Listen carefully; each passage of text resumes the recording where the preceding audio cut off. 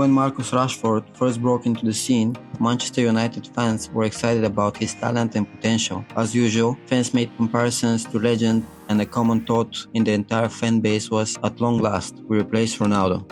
However, turning into United these days, Rashford is a random player who just makes up the number. There is nothing special about him compared to his peak at the club. He has had some great seasons, but consistency has always been a massive block to his path to the top. It's important to understand where the issue of consistency stems. Is it a United problem? A manager's failure to play to his strengths? Rashford's inability to adapt to situations? Or will he never reach those heights? Today, we'll take a look at his highs and lows, pros and cons, and try to figure out the best path for his career. Although Rashford is mainly deployed as a winger on the left-hand side of United's attack, he thrives as an inside forward. This is a result of his pace and ability to leave his marker in the dust. Rashford is one of the fastest forwards in the Premier League, clocking a top speed of 35.95 km per hour. This pace has proven beneficial to Manchester United's attack on several occasions. A good example is the game against Arsenal at Old Trafford last season. He received the ball on the break from Bruno Fernandes and dashed behind Arsenal's last man to slot home the winning goal for United. He ended the game with 2 goals, an assist, and the Man of the Match award.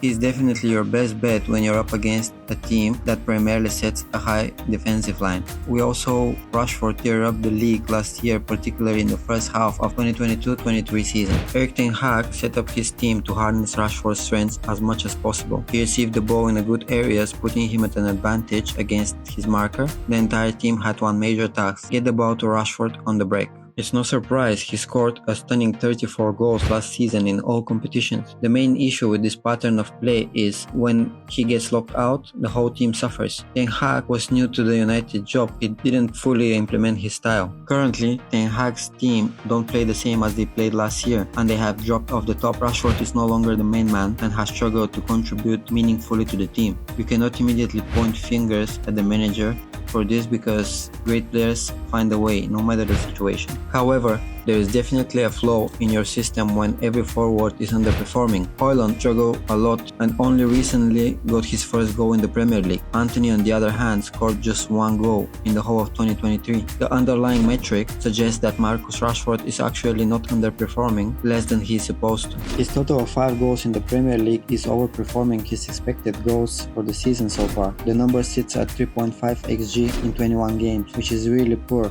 for a player of his quality. We know it's not an issue of ball striking, he's one of the best at that. It's sort of systemic issue in terms of goal scoring rate. When you compare his number to someone like Erling Haaland, you begin to understand the reason he seems bad this season. The striker has netted a total of 14 goals for Manchester City in the Premier League from 10 xG, almost triple the amount Rashford has so far this season. Does that mean a move to City, which is unlikely by the way, will see Rashford's numbers skyrocket? Surely, Pep has his way with the forwards, but better system doesn't necessarily guarantee improvement. Grealish struggled for form his first year at the club, and he had himself to blame. Rashford lacks the exceptional movement we've seen from great forwards. Haaland getting into key positions is crucial in the number of chances he receives from his teammates. The United star hasn't showed that for his club. Also, it's important to know that he's a winger and not an inside forward. Rashford lacks a lot of the requirements for a top winger. Firstly, his ball to feet ability is far from what is expected from an ideal winger. In countless situations,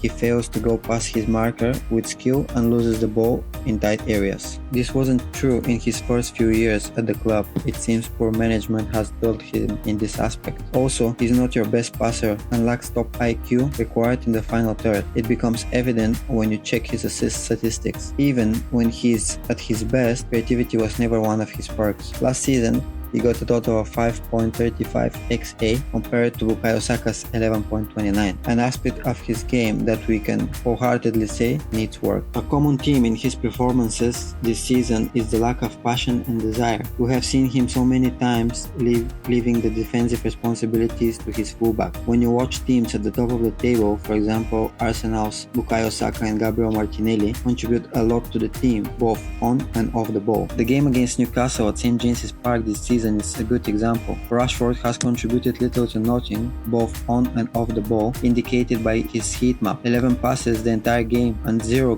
goal contributions. This isn't the first time either. There are countless matches where he neglects defensive duties, which directly affects the game state. The phrase "Rashford is just walking about" is quite common among United fans on social media. There is no doubt that this is another part of his game that needs work. So, in conclusion, Rashford's lack of consistency is down to the player and his environment. Manchester United are currently in a rebuild, and Marcus Rashford needs one for himself as well. If he's ever going back to his best, he must go to a working system and receive proper management from a decent coach. He has been mismanaged his entire career and needs someone who will guide him towards his true potential.